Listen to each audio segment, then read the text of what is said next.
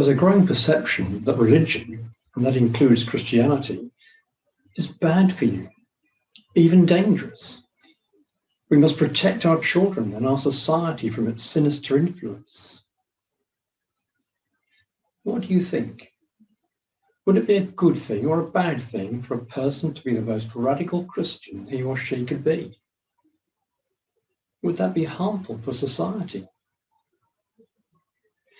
Let me ask another question. Would becoming more like Jesus make you a better person or worse? You see, the most radical kind of Christian is the one who is most like Jesus. I will admit that there have been some very bad expressions of radical Christianity at times. Some things have been done in the name of Christianity that are foolish or even downright evil. But what can be so bad about trying to live like Jesus? We talked about being born again a few weeks ago, and this is the result of that. Jesus was radical in his own way.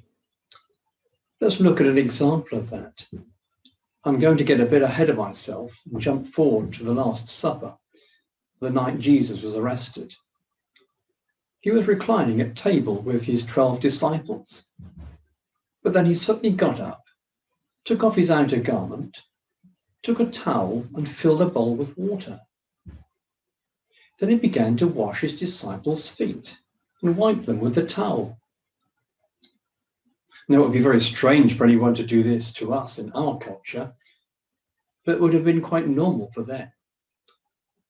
Wearing open sandals, they would get dirty feet. So the polite thing is to wash the feet of your guests. The only thing is, it wasn't the sort of thing anyone really liked doing, and understandably so. So in a rich household, it was a job reserved for the lowest slave. The strange thing here was that it was Jesus who did the washing. He was their master and teacher. He was the highest ranking in the group. Besides that, he was the Son of God. He was the last person who should have been doing it. In fact, one of his disciples, Peter, strongly objected. "Lord, are you washing my feet?" he asked. Then he added, "You shall never wash my feet." But Jesus was showing them an example of humble service. He who came from heaven, who was used to being attended by angels, was prepared to do the lowest job for his disciples. On another occasion, he told them that the values of his kingdom were not like those of the world. The top dogs in the world rule over others and tell them what to do. But Jesus said to his disciples that it shall not be so among you, but whoever desires to become great among you, let him be your servant. And whoever desires to be first among you, let him be your slave. The great in his kingdom are those who humbly serve others. He then referred to himself, just as the Son of Man did not come to be served, but to serve, and to give his life a ransom for many.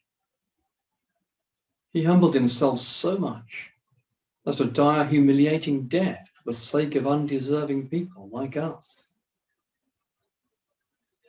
After washing his disciples' feet, he gave them a new commandment. Love one another as I have loved you. This is radical Christianity. It is being like Jesus and living our lives in loving, humble service for others.